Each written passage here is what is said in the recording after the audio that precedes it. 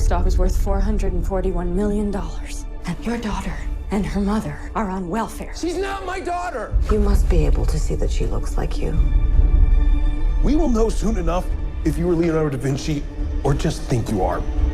You're the only one who sees the world the same way I do. No one sees the world the same way you do.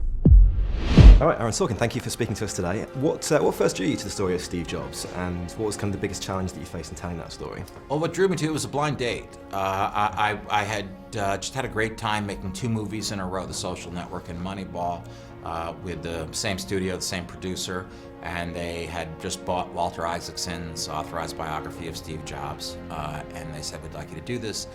And I said, sure. And it was a blind date, but then I fell in love. And before I knew what I wanted to do, I knew what I didn't want to do, and that was write a biopic.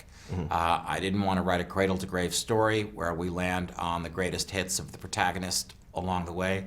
I wanted to do something else. And after spending a lot of time with the real people who are represented by characters in the movie, and then several dozen others who aren't, I started to recognize points of friction between Steve and a number of these people, in particular his eldest daughter Lisa, and I came up with a whole different structure, which is that the movie would just be 3 scenes, each of them in real time, and each of these scenes would take place backstage in the moments leading up to a product launch. How did you choose those 3 moments in Steve's life? They had nothing to do with the products themselves. People have said, well, how could you not do the iPhone? It was, it was seminal. It's because those choices didn't have anything to do with the products, and the movie doesn't have much to do with the products. I chose the launch of the Mac because Steve was still denying paternity of Lisa in 1984, and because the Macintosh was the first product that Steve really felt complete ownership of. The others he had either made compromises on, or he had been kicked off of, or something like that. This was his baby, and it failed. And then the second act next, that's the King in Exile. The third act is the King Returns. If the third act had been the iPhone, it would have been, well, the King returned several years ago. There's nothing much dramatic about that. Sure. Those first 2 acts, they're both, the film makes fairly clear that they're both times when he didn't really have the things that he said he had. What do you think that sort of says about him as a person? Well, I think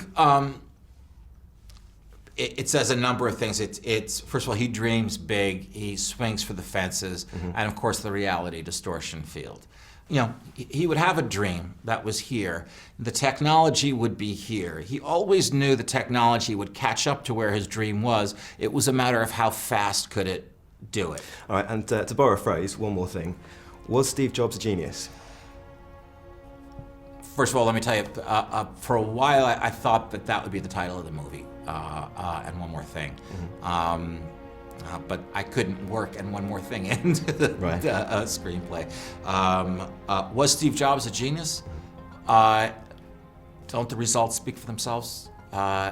He marshaled the forces that created not just the most successful company in the history of the world, but these products and devices that so many people feel emotional about.